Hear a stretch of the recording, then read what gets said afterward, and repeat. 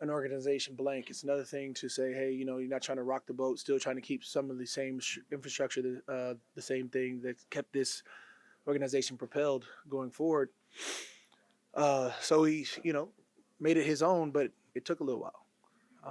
I think you saw the more comfortable he got with the offense as well as the defense, as well as whatever roles was, more comfortable the team sort of started looking.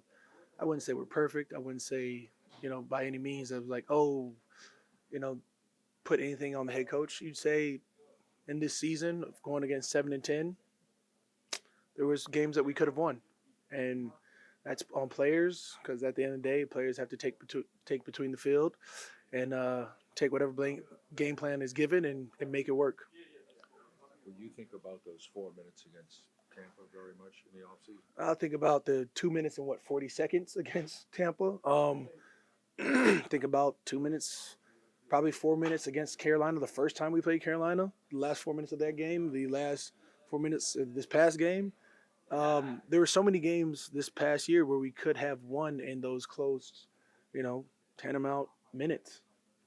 And that's the difference of going to a playoffs, being a high seed, to not being in playoff contention at all.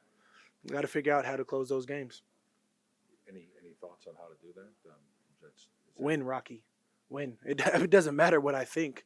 It doesn't matter, at all of what I'd want to happen.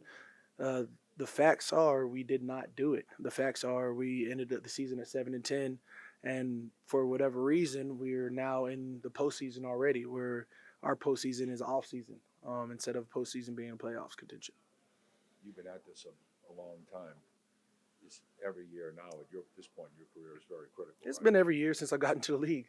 I expected to win every game with Drew Brees. I expected to win every game with Teddy Bridgewater and the likes. This season will be no different. I think we had potential that we clearly did not capitalize on. You say you missed some players that you traded away or went off to free agency, but that's every year you see something like that. You have to be able to find a way to win. You think this year we were at the very beginning of the year, you saw Atlanta game when you have a fully healthy wide receiver core, fully healthy line, everything clicks the right way, you can put up some high points. Then guys go down with injury, guys, whatever that is, rotate in and out on the offensive line as well. That stability doesn't bode well for a team that has a new head coach trying to figure things out. And that's sort of a bug that sort of affected us this last two seasons, you say. Oh, well, when the Saints are healthy, well, shit, it's time the Saints get healthy. Now we're heading off season, and hopefully next year, you say, we're going to have just as much or even more potential from this team's roster, because I think this team had a lot of potential. Again, we just didn't capitalize upon it.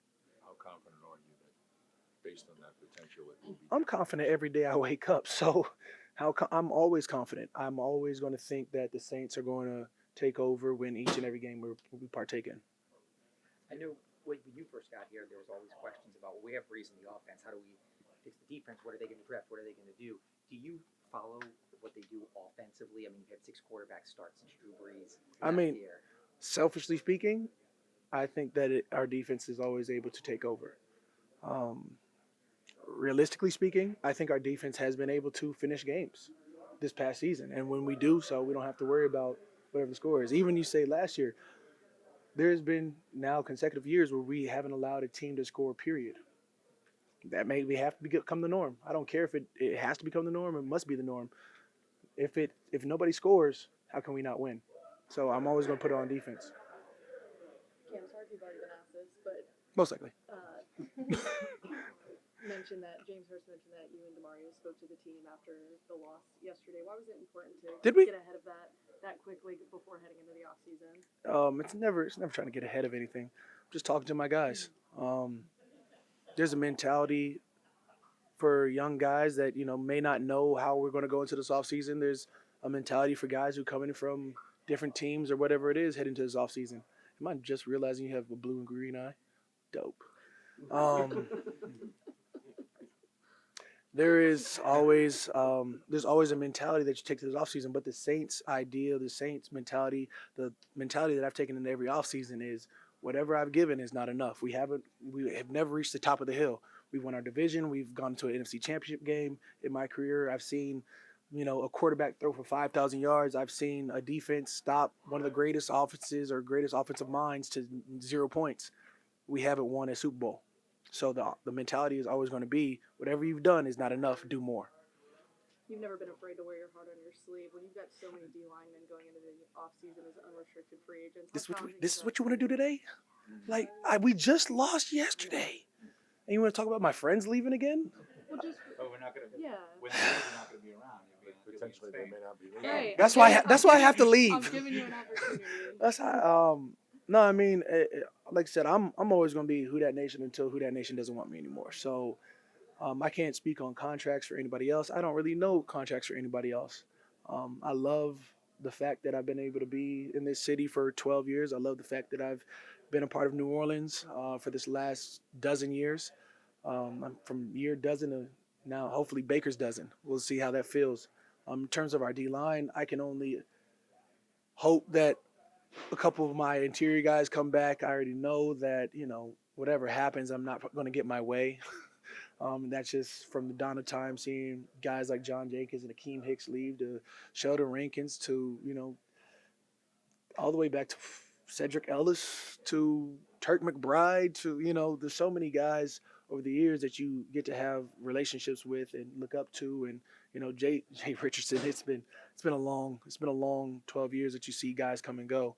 And it sucks, but at the same time, you gain friends from the Kasim Edebali to become technically a Kasim Jordan. Enter the family to Obum Gwacham or all these rookies that come through and stay for a year or two, or Al Qadim Muhammad, or the Trey Hendricksons. There's always going to be a connection there, and you hope that they do well. You love when they succeed, and at the end of the day, once you leave this building, it's about who can help win in this building. So, in terms of your original question of my D-line leaving, it sucks, and yet it's a part of the game, and it's something that I don't look forward to, and I'm going to probably look forward to this D-line trip ASAP just so we can toast one and see guys go.